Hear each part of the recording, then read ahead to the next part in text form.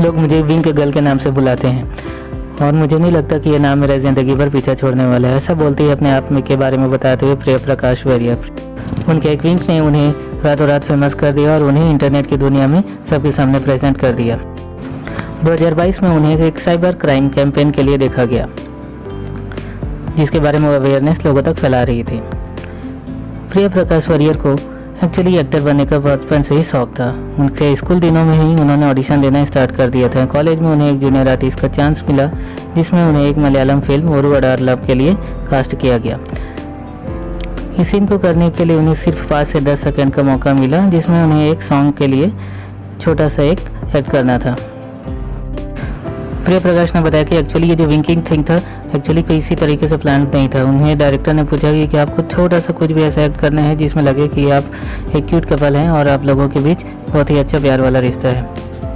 Priya Prakash warrior 2018 में Google में सबसे ज़्यादा सर्च करने वाली व्यक्ति थी।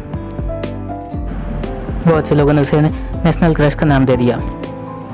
वो बताती कि उन्हें याद भी नहीं कि उन्होंने कितनी बार उस एक्ट के बाद, उस वीडियो के बाद लोगों के सामने विंक वाला एक्ट किया हुआ है। लोग उन्हें एक विंकिंग गर्ल के नाम से ही पहचानने लगे और जहाँ कहीं भी वो जाती थी तो वो लोग उन्हें कहते थे बार बार कि प्लीज़ आप एक बार वो विंक करके दिखा दीजिए।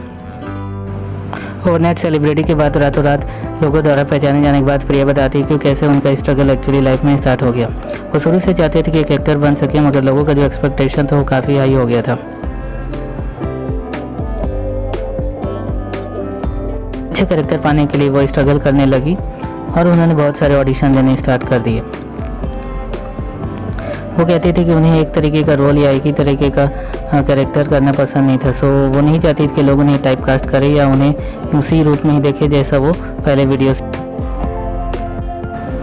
प्रिया प्रकाश बताती कि क्योंकि उनका एज बहुत ही कम था, उस वक्त वो 18 ईयर्स की थी, तो बहुत सारे ऐसे रोल जो वो कर नहीं सकती थी, इसलिए उन्होंने इंतज़ार किया कि एक प्रॉपर टाइप का ऑडिशंस देते रहें और एक तरीके से अगर अच्छा रोल मिलेगा तभी जाके वो किसी फिल्म में या किसी नेक्स्ट प्रोजेक्ट में काम करेगी। रणवीर सिंह वाली सिम्बा मूवी को प्रिया प्रकाश वारियर ने रिजेक्ट कर दिया, ऐसा एक रूमर्स न्यूज़ और न्यूज़पेपर्स में आने लग गया था। प्रिया प्रकाश वारियर इस बारे में कहते हैं कि वो खुद सरप्राइज थे कि इस तरीके से न्यूज़ कहाँ से मीडिया को मिल जाते हैं। थोड़ी देर उन्हें थोड़ा अटपटा लगा, बट उन्होंने फिर देखा कि इस तरीके के न्यूज़ जो वायरल होते हैं वो ज़रूरी नहीं कि सही लिंक से मिले हों, बट उन्होंने इसे एक मजाक वे में, हेल्दी वे में लिया और उन्होंने कहा कि कभी कभी अच्छा भी लगता है कि इस तरीके के न्यूज़ आते हैं और आप एक बार फिर से लोगों की नज़र में आ जाते हैं।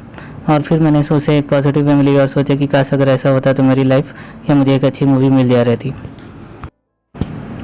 प्रिया बताती कि वीडियो वायरल होने के बाद उन्हें इनिशियल स्टेज में काफ़ी स्ट्रगल और काफ़ी ट्रोल का सामना करना पड़ा। उनके ऊपर बहुत सारे हेट कमेंट और बहुत सारे मीम्स बनने लगे।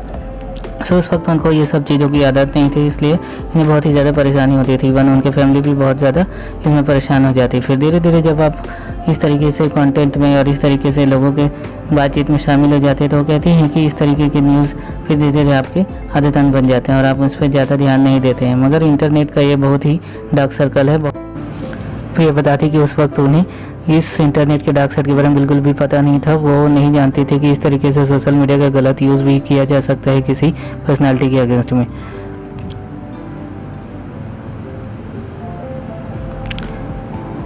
मगर आज जब उन्हें सब कुछ पता है तो वो उन्होंने सोचा कि क्यों ना इस तरीके की प्रॉब्लम जो इंटरनेट में मौजूद है उसे लोगों के सामने लाया जाए। क्योंकि मैंने इसे पर्सनली फेस किया है, अब मुझे इसका अनुभव भी है, तो मैं चाहती हूँ कि आज के यूथ इन सब चीज़ों में